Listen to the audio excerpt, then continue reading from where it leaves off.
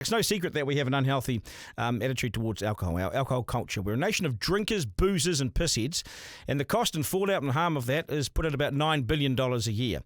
And somehow it's more accepted across society than other drugs. Booze, yeah, it's okay. Well, join us, mate. What's wrong with you? And yesterday, alcohol levy charges went up for the first time in 15 years. The funds collected will rise from $11.5 million to $16.6 million. The good part, unlike a normal tax, the levy goes directly to reduce alcohol harm, which sounds great, except the levy increase is so small, it's just half a cent added to the price of a standard can of beer. So when the cost of alcohol harm in New Zealand is put at $9 billion, what's the point? $16 million. Advocates say it's simply not enough, and Andrew Galloway from Alcohol Healthwatch joins me now. Andrew, g'day. Nice to see you. Good to see you too. Yeah, so it's the first increase in 15 years. About time, probably? Absolutely. Look, we do congratulate the Ministers, Ducey and Retty, for raising the levy. It could be more. What should it be? The Allen and Clark report, another big report that landed the same week as the levy decision,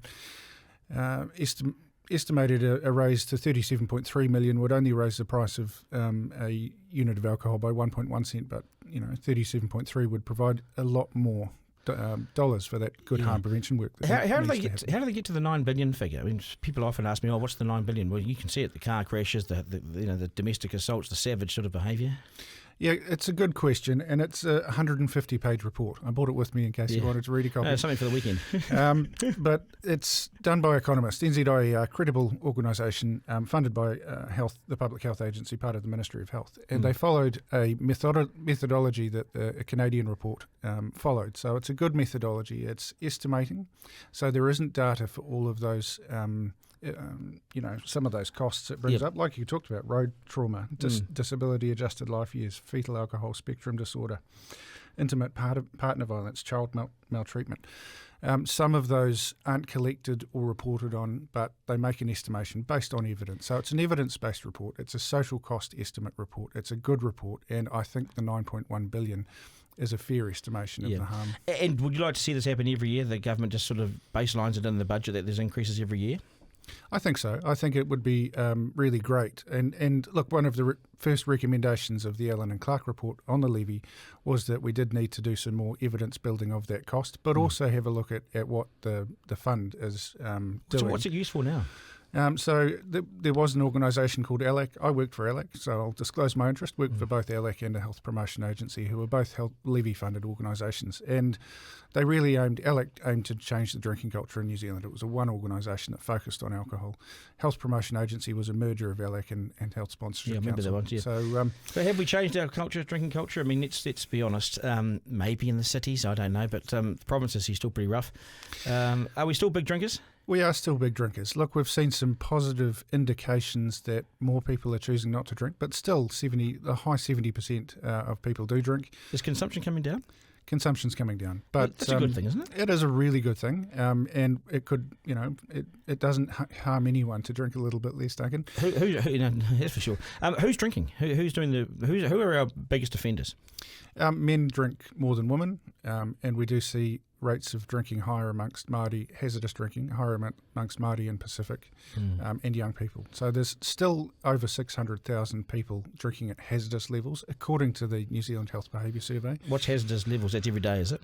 That's estimated on an audit test, and it's a great question because I think the audit test is quite old, so it probably still, the World Health Organization have said there is no safe limit to alcohol consumption based on the fact that you can get cancer from even drinking moderate and low amounts of alcohol. So if you take that into account, I think the audit test probably needs contemporising. But what's the audit test? How does that work? There's 10 questions, and it's an international test on drinking. So it asks, have you ever blacked out? Have you ever done anything you regret? Those sorts of questions. Yes. A really good way of just saying whether or not after these 10 questions you have some hazardous drinking. Yeah, and it's evidence-based. Right, so you think it needs to be updated?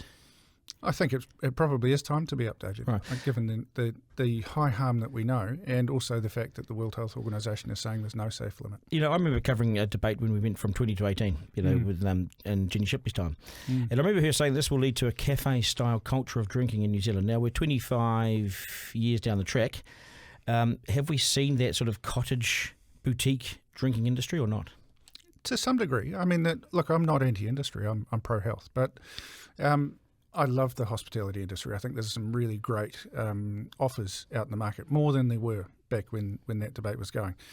But I think the science behind making it more available will reduce harm. Doesn't quite add up. Every single jurisdiction in the country, pretty much who have done that, have gone, actually, that didn't work, and tried to pull it back. So there's a balance to be struck. I'm not saying alcohol should be outlawed, but having it so cheap, so available, marketed so widely and glamorously is a problem. Yeah, it's had a free pass for all time, isn't it? Yeah. I mean, you go into places like Otahuhu, Onehunga and places, there's 122 off licences, maybe 130 by now. They're on every corner, and they target poor areas. That's a really sad indictment, actually, on those operators who choose to set up there, but also some of those are big chains. Though. But yeah, absolutely. Our research when I worked at ALEC highlighted the fact that alcohol's more available in lower socioeconomic areas. The police have cracked down on it, haven't they? They've sort of local alcohol policing laws and things. They've really had a go, haven't they? The police do the best that they can. And there's also council licensing inspectors, public health officers. There's a team of people that get out and do that. They do the best that they can. We have had local alcohol policies that have been bandied about in court. Auckland's, for example, has been in appeal for 10 years. So how does that work? When the law was put in, they said you can have this local alcohol policy. Councils can control a number of outlets where they are. It can set limits. The alcohol industry appealed that and appealed it all the way to the it was shutting them down, wasn't it? It was limiting their hours of opening. It was one-way door policies, all sorts of things. Yeah. What about you? Do you drink? I do drink, but I drink a lot less than I used to, Duncan.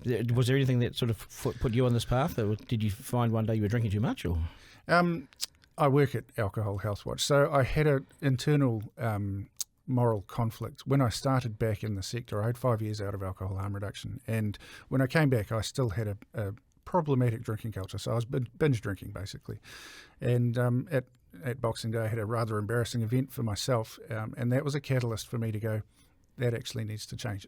I'd been back at Alcohol Healthwatch since October last year, and that moral, kind of internal moral challenge had been there for me. What happened on Boxing Day?